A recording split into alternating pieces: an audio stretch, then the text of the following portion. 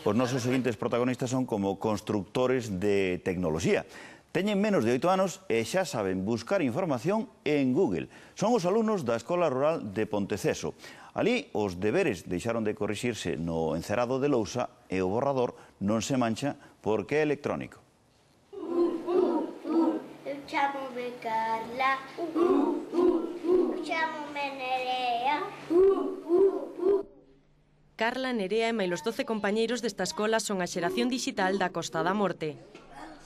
Teñen tan só entre 3 e 8 anos, pero manéxanse a perfección nas novas tecnoloxías. Normalmente en Google buscamos fotos de dinosaurios, en carta buscamos vídeos de dinosaurio, fotos, tamén de volcáns, de plantas, animales, de todo.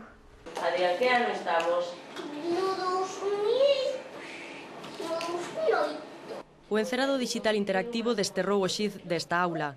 Os máis pequenos aínda non saben ler nin escribir, pero si saben, como din eles, clicar na pantalla. É un ensino moito máis significativo, moito máis vivenciado e cercano. Polo tanto, a motivación para aprender ben implícita, non?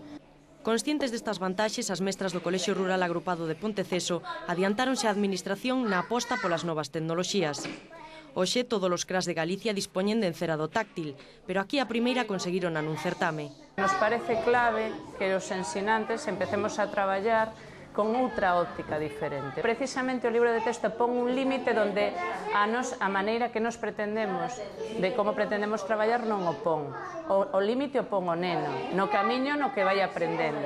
Tanto é así que estes meniños dispoñen dun correo electrónico, saben o que é un blog e gardan os seus traballos en carpetas virtuais.